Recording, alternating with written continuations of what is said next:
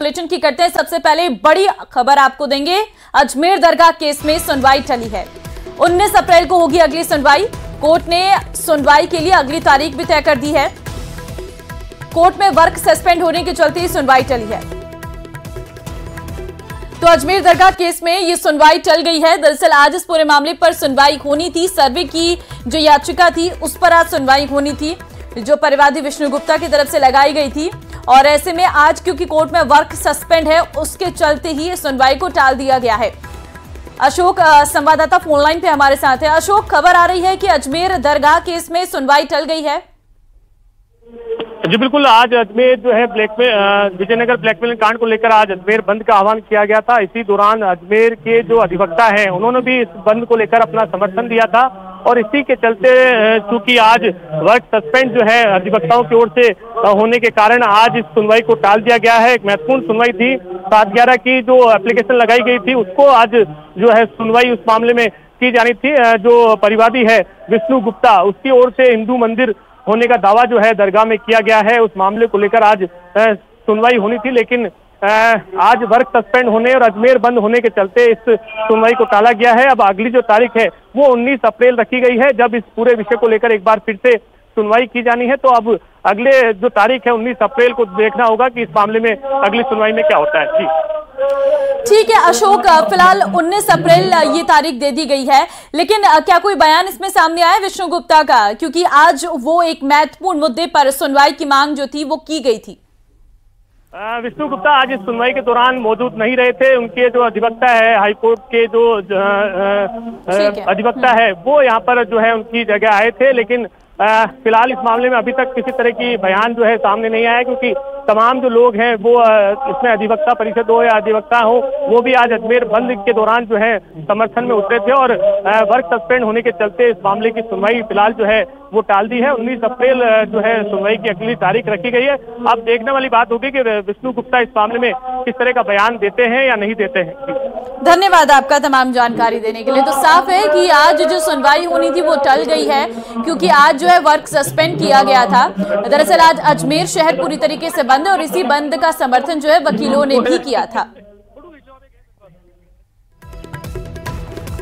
वहीं ब्यावर के विजयनगर ब्लैकमेल कांड को लेकर सर्व समाज का आक्रोश जारी है। नाबालिग लड़कियों को ब्लैकमेल कर उनके साथ किए गए रेप के इस घिनौने कांड के खिलाफ आज अजमेर सकल हिंदू समाज की ओर से पूरा बंद रखा गया है, जिसका असर देखने को भी मिल रहा है। और सड़कों पर भारी संख्या में सर्व समाज के लोग हैं, आरोपियों को फांसी देने के नारे लगा रहे हैं। इस दौरान दुकानें भी जो हैं वो बंद की गई हैं। तो विजयनगर ब्लैकमेल कांड जिसको लेकर आज पूरा अजमेर शहर बंद है। हम तस्वीरें आपको इस वक्त दिखा रहे हैं अलग अलग जगह की। आप देख सकते हैं किस तरीके से पहली तस्वीर है कलेक्ट्रेट के बाहर की, जहां पर हिंदू संगठनों का ये प्रदर्शन देखने को मिला है। गाड़ियों की हवा निकाली गई है क्योंकि ट्रांसपोर्ट को बंद किया गया था। जो लोग ऑटो या फिर रिक्शा लेकर जा रहे थे उनको रोका गया और इस दौरान गाड़ियों की हवा निकाली गई। हालांकि पुलिस फोर्स तैनात रही है पूरी तरीके से, ताकि किसी भी तरीके से कोई उपद्रव ना हो सके। शहर की दुकानें पूरी तरीके से बंद हैं। अजमेर में आप देखिए संगठन के लोगों ने गली गली जाकर दुकानों को बंद करवाया है और पुलिस का फोर्स जो पूरी तरीके से उन संगठन के लोगों के साथ मौजूद रही है। देखिए ब्यावर ब्लैकमेल कांड ये है जिसमें अभी तक कई गिरफ्तारियां हो चुकी हैं। अभी पूरा अजमेर इसलिए बंद किया गया है कि इन आरोपियों को कड़ी से कड़ी सजा दी जा सके और साथ ही साथ जो बाकी अन्य आरोपी हैं इस पूरे मामले पर उनकी गिरफ्तारी की मांग की जा रही है।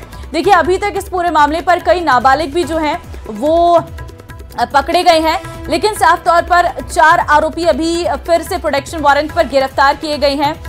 हिंदू संगठन का ये कहना है कि इस पूरे मामले पर कई बड़े लोगों का भी हाथ है। ऐसे में वो जो बड़ी मछलियां हैं उन्हें पकड़ने की मांग जो है वो यहाँ पर संगठन के द्वारा की जा रही है, ताकि इस पूरे मामले में निष्पक्षता की जा सके। और साथ ही साथ संगठन का ये भी कहना है कि जब तक वो बड़े लोग नहीं पकड़ में आते हैं तब तक हमारा यह आंदोलन जारी रहने वाला है। 124 संगठनों ने इस बंद को समर्थन दिया है। आक्रोश विरोध की आग भड़की हुई नजर आ रही है। दरअसल मैं आपको जानकारी दे दूं कि ब्यावर शहर में कुछ नाबालिग लड़कियों का रेप करके उन्हें ब्लैकमेल करने की कोशिश की गई थी और इसी ब्लैकमेल कांड को लेकर यह आक्रोश जो है वो देखने को मिला था।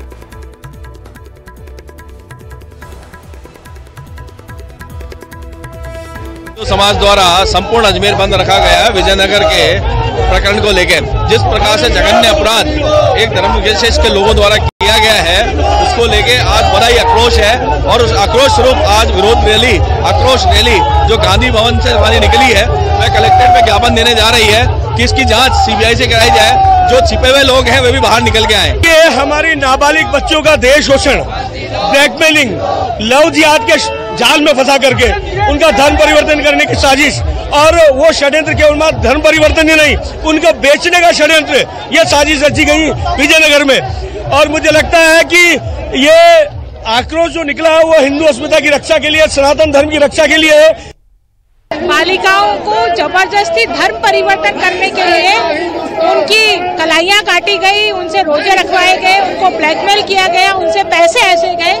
उसके विरोध में आज सकल हिंदू समाज की ओर से ये ज्ञापन आज दिया जा रहा है जिला कलेक्टर महोदय को, और उसी सकल हिंदू समाज की ओर से, क्योंकि मैं भी हिंदू हूँ, इस नाते से इस कार्यक्रम में सम्मिलित हुई हूँ। संवाददाता अशोक इस वक्त हमारे साथ लाइव हैं। अशोक, देखिए कलेक्ट्रेट परिसर पर सारे जो हिंदू संगठन के लोग इकट्ठा हुए थे, आपके साथ भी कुछ लोग मौजूद हैं, जानिए जरा क्या मांगे हैं इनकी। जी बिल्कुल, विजयनगर में हुए ब्लैकमेल कांड को लेकर देश भर में रोष व्याप्त है। अजमेर में आज बंद का आह्वान किया गया और विरोध मार्च निकाला गया। हमारे साथ जो मार्च में शामिल हुए थे वो लोग हमारे साथ हैं। आज विरोध मार्च निकाला गया, किस तरह का आह्वान किया गया? आज माननीय जिलाधीश महोदय को एक ज्ञापन दिया गया। विजयनगर में जिस तरह की घटना हुई है उसकी पुनरावृत्ति नहीं हुई है, और इसमें जो जो दोषी है उसको सख्त से सख्त सजा दिलाने के लिए हम लोग यहाँ हजारों की संख्या में महिला पुरुष के साथ एकत्रित हुए हैं। गांधीनगर से, गांधी भवन से हमारा जुलूस शुरू हुआ था और कलेक्टर महोदय के यहाँ पे हमने एक आज गुरुओं शिष्यों के साथ मिलन करके एक हजारों की संख्या में हमने ज्ञापन दिया है माननीय जिलाधीश महोदय। विजयनगर में जो घटनाक्रम हुआ है उसमें रोष जो है देश भर में है, साधु संत भी आए हैं, उतरे हैं और अपनी संस्कृति भी बताई गई है, लेकिन क्या ऐसी घटनाएं फिर भी होती रहती है?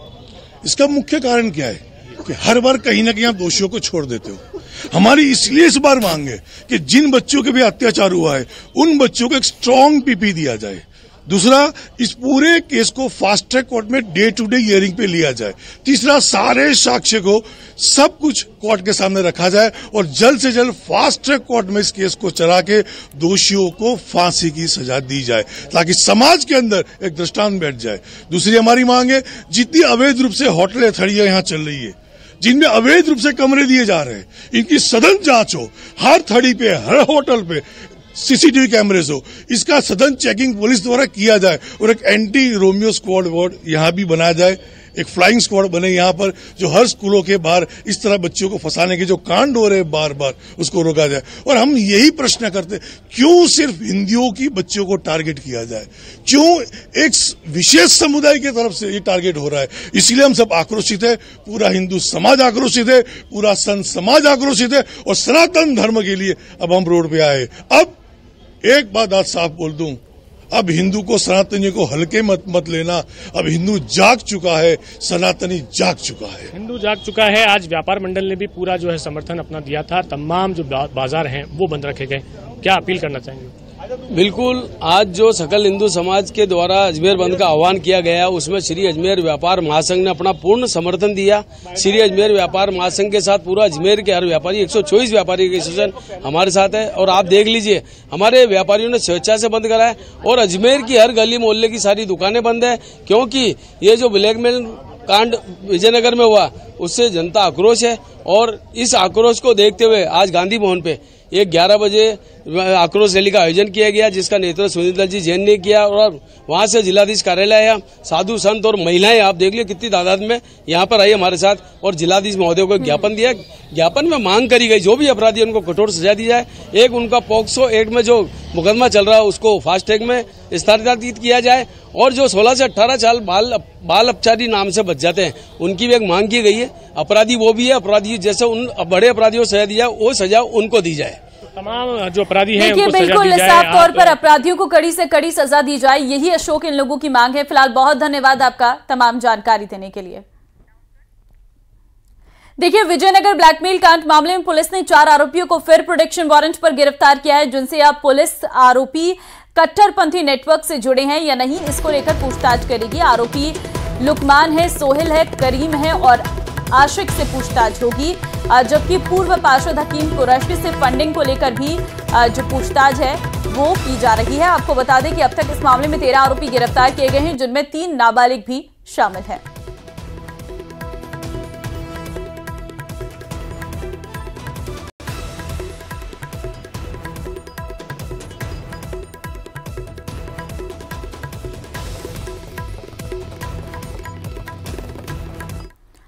बढ़ते आगे, जोधपुर से बड़ी खबर है। पीसीसी चीफ डोटासरा का सरकार पर निशाना, सरकार जैसी चीज है ही नहीं। डोटासरा ने कहा कांग्रेस की योजनाओं को कमजोर किया, चिकित्सा शिक्षा की योजनाओं पर को कमजोर किया गया, फर्जी एमओयू करने का काम कर रहे हैं, अवैध खनन जारी है, ट्रांसफर्स में भ्रष्टाचार हो रहा है, 55,000 यूथ बूथ अध्यक्ष बनेंगे, निष्क्रिय को आराम देंगे। तो फिलहाल जानकारी आपको दे रहे हैं गोविंद सिंह डोटासरा ने क्या कुछ कहा है, वो भी सुनवाते हैं आपको। हमारी कांग्रेस की सरकार के समय जो अच्छी योजनाएं थी, चाहे वो चिकित्सा की थी, शिक्षा की थी, चाहे दूसरी और योजनाएं थी, उन सब पे ताला लगा दिया है, उसको कमजोर करने का काम किया जा रहा है। आप देखिए, आज 25 लाख का इलाज फ्री था, आज दवाई नहीं मिल रही है।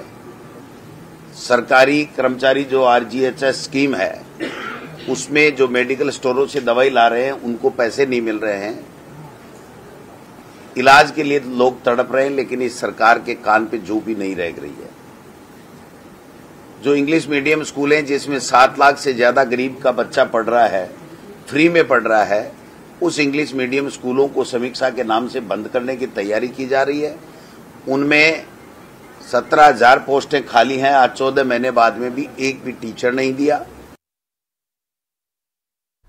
सिरोही के आबू रोड से बड़ी खबर है, गलत इंजेक्शन लगाने से बच्ची की मौत हो गई है। झोलाछाप के इलाज की भेंट चढ़ी एक और बेटी, बिना जांच की इंजेक्शन लगाने से बच्ची की मौत का मामला सामने आया है। झोलाछाप ने मृत बच्ची को सीरियस बताकर रेफर कर दिया। परिजन बच्ची को झोलाछाप के साथ अस्पताल ले गए हैं और अस्पताल में डॉक्टर ने बच्ची को मृत बताया है। स्वरूपगंज थाना क्षेत्र के काछोली गांव की यह पूरी घटना बताई जा रही है। तो देखिए, गलत इंजेक्शन लगाने से एक बच्ची की मौत हो गई है। हालांकि ये कोई पहला मामला नहीं है जब इस तरीके से झोलाछाप डॉक्टर्स के द्वारा बच्चियों की जान ली जा रही है। प्रतीक हमारे संवाददाता हैं इस वक्त ऑनलाइन पे। प्रतीक, एक और मामला जहां पर गलत इंजेक्शन लगाने से बच्ची की मौत हो गई है। के आदिवासी क्षेत्र में शिक्षा का अभाव है, जिस कारण से झोलाछाप जो है वहां पर पनप रहे हैं और लगातार जो चिकित्सा विभाग जो है इन पर कार्रवाई करने के नाम पर खानापूर्ति हमेशा करता है। लेकिन कल भी एक ऐसा मामला हुआ जिसमें 8 साल की मासूम बच्ची को गलत इंजेक्शन लगा दिया गया और मौके पर ही उसकी मौत हो गई। झोलाछाप डॉक्टर इतना होशियार था कि उसने उस बच्ची के साथ में, परिजनों के साथ में, उसको वापस सरकारी हॉस्पिटल रेफर किया और जब ग्लोबल हॉस्पिटल में गया तो डॉक्टर ने उस बच्ची को मृत घोषित कर दिया और उसके बाद में पीड़ित परिजनों ने उस झोलाछाप को पकड़ा और पुलिस के हवाले कर दिया। पुलिस में मामला दर्ज करवाया, लेकिन ये लगातार ऐसी वारदातें कई बार सिरोही में सुनने को मिलती है। लेकिन चिकित्सा विभाग जो है इस पर सिर्फ खाना पूर्ति करते हुए जो है इतिशी कर देते हैं। अब देखने वाली बात है, अब परिजन जो है इस पर न्याय मांग रहे हैं और आगे क्या होगा उसको पूरी जांच के बाद सामने आएगा। जी बिल्कुल, ये जांच का विषय तो है ही, लेकिन प्रतीक, क्या इस तरीके के झोलाछाप डॉक्टर्स पर कोई एक्शन नहीं लिया गया है? क्योंकि कहा तो ये भी जा रहा था कि गांव-गांव भ्रमण किया जाएगा और ऐसे झोलाछाप डॉक्टर्स के काम को बंद किया जाएगा, लेकिन फिर इस तरीके की वारदातें सामने आ गई। देखा जाए तो चिकित्सा विभाग में अभी नव नियुक्त सीएमएचओ साहब आए हैं और उन्होंने इक्का दुक्का कार्रवाई भी की है और कार्रवाई करने के बाद में खुद की पीठ भी तपतपाई है। लेकिन ग्राउंड जीरो पर देखा जाए तो लगातार झोलाछाप जो है ग्रामीण क्षेत्रों में अपना जाल, मकर जाल जो है फैलाए हुए हैं और वो आज भी जो है खुलेआम जो है ये गलत इंजेक्शन व नशीली दवाइयों का काला कारोबार जो है वो करते हुए नजर आ रहे हैं और लगातार ऐसे मामले बिगड़ने पर जो है झोलाछाप वहां से भाग जाते हैं। लेकिन इस घटना में, कासोली में घटना होने के बाद में पीड़ित परिजनों ने झोलाछाप को जो है पकड़कर और साथ में लेके गए और पुलिस को सुपुर्द कर दिया। अब देखने वाली बात यह है कि चिकित्सा महकमा जो इस मामले में कितना गंभीर बनता है, क्या कार्रवाई करता है, वो तो आने वाला समय ही बता पाएगा। जी, लेकिन प्रतीक, कुछ पता चल पाया इस झोलाछाप डॉक्टर के बारे में? कब से ये इस तरीके से गाँव में इलाज कर रहा था? कोई जानकारी परिजनों ने दी है? पिछले लंबे समय से जो है अपने पैर पसारे हुए, पिछले 2 सालों से भी ज्यादा यहाँ पर बस स्टैंड के पास, कासोली के बस स्टैंड के पास में जो अपना क्लिनिक चला रहा है, जिसमें लोगों के खुलेआम ट्रीटमेंट किए जा रहे हैं और छोटे मोटे ऑपरेशन भी जो है खुलेआम किए जा रहे हैं। जिससे संक्रमण का खतरा भी पहले भी बढ़ चुका है और पहले कई आदिवासी जो इसकी चपेट में आने के बाद में कई आदिवासी की जो मौत भी होने की जो है कई बातें लोगों के सामने आई है। हालांकि इसकी पुष्टि न्यूज 18 नहीं करता, लेकिन इस झोला सांप से कई जो है लोगों की तबीयत पहले बिगड़ चुकी है। हालांकि सरकारी हॉस्पिटल पास में होने के कारण जो है उनको इलाज मिल पाया। बिल्कुल प्रतीक, और ऐसे लोगों पर कार्रवाई की बहुत सख्त जरूरत है। बहुत धन्यवाद आपका तमाम जानकारी देने के लिए। श्रीगंगानगर से बड़ी खबर आपको देंगे। तस्करी में गठजोड़ का खुलासा हुआ है। डोडा पोस्ट तस्करों पर शिकंजा कसा गया है। तस्करी करते पकड़े गए बीजेपी और कांग्रेस पार्षद। बीजेपी पार्षद तुजिंदर सिंह पिलीबंगा पकड़े गए हैं और प्यारेलाल कांग्रेस के पार्षद पकड़े गए हैं। कार से 40 किलो डोडा पोस्ट भी बरामद किया गया है। तो देखिए, तस्करी में गठजोड़ का खुलासा यहां पर देखने को मिला है, जहां पर कांग्रेस और बीजेपी के पार्षद तस्करी करते पकड़े गए हैं। हम उनकी तस्वीरें भी आपको दिखा रहे हैं। कांग्रेस और बीजेपी के ये पार्षद हैं। बीजेपी पार्षद तुजिंदर सिंह हैं जिन्हें पकड़ा है और प्यारेलाल कांग्रेस के पार्षद हैं जो पकड़े गए हैं। देखिए, कार से 40 किलो डोडा पोस्ट भी बरामद किया गया है। तस्करी में गठजोड़ का ये खुलासा बड़ा देखने को मिल रहा है, क्योंकि पुलिस लगातार नशे के खिलाफ ये ऑपरेशन चलाई हुई है और ऐसे में डोडा पोस्ट तस्करी पर शिकंजा कसना पुलिस का लगातार मकसद बना हुआ है। और इसी दौरान ये बीजेपी और कांग्रेस के पार्षद भी पकड़ में आए हैं। के विरोध में ग्रामीणों का गुस्सा चरम पर पहुंच गया है। बड़ी संख्या में ग्रामीण धरने पर बैठ गए हैं। वहीं कुछ गुस्साए प्रदर्शनकारी पानी की टंकी पर चढ़ गए। ग्रामीणों की मांग है कि ये प्लांट गांव के बीच में नहीं बनाया जाए, क्योंकि इससे स्वास्थ्य और पर्यावरण पर गंभीर असर पड़ेगा। प्रशासन ने पहले ही विरोध कर रहे ग्रामीणों को नोटिस जारी कर पाबंदी लगाने की कोशिश की थी, लेकिन प्रदर्शनकारी अपने रुख पर अड़े रहे। पिछले 261 दिनों से ग्रामीण विरोध जारी किए हैं और आज नगर परिषद द्वारा सीवरेज प्लांट का निर्माण कार्य शुरू किया जाना प्रस्तावित है। प्रदर्शन कर रहे ग्रामीणों का कहना है कि यदि प्रशासन ने उनकी मांगों को नजरअंदाज किया तो वे आंदोलन को और तेज करेंगे। हम 3 तस्वीरें भी इस वक्त आपको दिखा रहे हैं, जहां पर आप देख सकते हैं प्रदर्शनकारी पानी की टंकी पर चढ़े हुए हैं और लगातार प्रशासन इसे समझाइश कर रहा है। लेकिन प्रदर्शनकारियों का साफ तौर पर यह कहना है कि जब तक मांगे नहीं मानी जाएंगी तब तक उनका ये धरना जारी रहेगा और आगे उग्र आंदोलन भी किया जाएगा।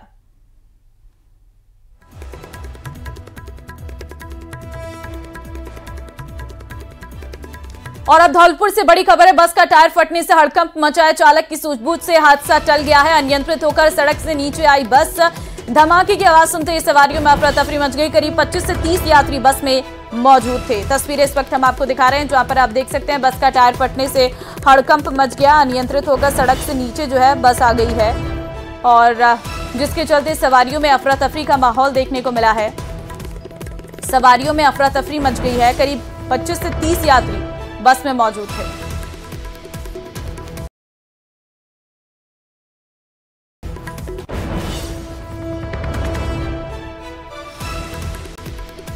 और अब खबर रेंडवाल से है, जहां लूनियावास के गदड़ी गांव में पेयजल समस्या से परेशान ग्रामीणों का आक्रोश फूट पड़ा। पेयजल आपूर्ति बाधित होने से गुस्साए ग्रामीणों ने सड़क मार्ग पर जाम लगा दिया और प्रशासन के खिलाफ नारेबाजी की है। ग्रामीणों का कहना है कि पिछले 15-20 दिनों से गांव में पानी की आपूर्ति पूरी तरह ठप है, जिससे दैनिक जरूरतें पूरी नहीं होने से भारी दिक्कतें आ रही हैं। कई बार प्रशासन से शिकायत करने के बावजूद कोई समाधान नहीं हुआ। धरना स्थल पर अब तक पुलिस और प्रशासनिक अधिकारी नहीं पहुंचे हैं, जिससे ग्रामीणों में रोष बढ़ता जा रहा है। प्रदर्शनकारी जल्द से जल्द पेयजल आपूर्ति बहाल करने की मांग कर रहे ग्रामीणों ने चेतावनी दी है कि यदि जल्द समाधान नहीं हुआ तो वे प्रदर्शन को तेज करेंगे।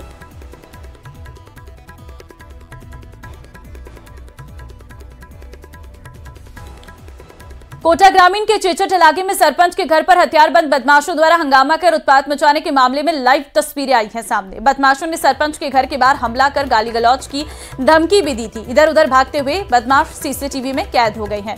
इस दौरान बदमाशों ने सरपंच के घर के बाहर आग लगाने का भी प्रयास किया। रात के अंधेरे में बदमाश सरपंच के घर पहुंचे और गाली गलौज करने लगे। मामला चेचट पंचायत का है, जहां सरपंच कृष्णावाली के घर हमला हुआ। हमले के समय सरपंच कृष्णावाली घर पर ही थी, जिसके बाद 30 मिनट तक हंगामा कर बदमाश फरार हो गए। जिसके बाद सरपंच कृष्णावाली थाने पहुंची। वहीं चेचर थाना पुलिस ने 4 आरोपियों को हिरासत में लिया है। श्रीगंगानगर के गड़साना में इंदिरा गांधी नहर परियोजना में सिंचाई पानी की मांग को लेकर चला आंदोलन और चक्का जाम।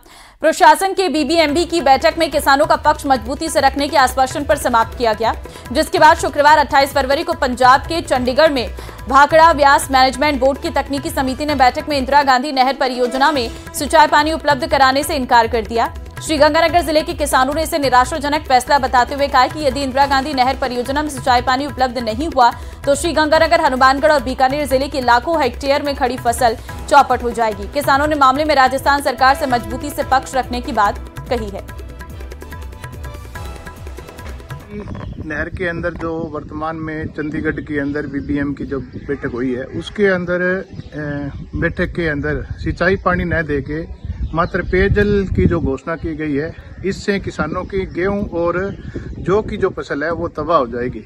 राजस्थान सरकार किसानों को बर्बाद करने पर तुली हुई है और आगामी अगर 10 दिनों के अंदर सिंचाई पानी नहीं मिला तो फसल जो है वो तबाह हो जाएगी। पक्की पकाई फसल है, करोड़ों अरबों रुपए का किसानों को जो है वो नुकसान होगा। कि बैठक में सरकार ने किसानों की मजबूत पैरवी नहीं की है, जो कि जौ और गेहूं की फसल पकाव की स्थिति में है। अगर सरकार ने समय रहते हुए किसानों को पूरा पानी नहीं दिया तो किसानों की फसलें बर्बाद हो जाएगी, जिससे किसानों को काफी नुकसान सहना पड़ेगा और आमजन को भी इससे नुकसान होगा। इसलिए हम सरकार से मांग करते हैं कि किसानों को पूरा पानी दिया जाए। हम सरकार से नाराज हैं, क्योंकि जब तक किसानों को पूरा पानी नहीं दिया जाएगा फसलें पकेगी नहीं। फसलें अगर पकेगी नहीं तो किसानों को पूरा भाव नहीं मिलेगा।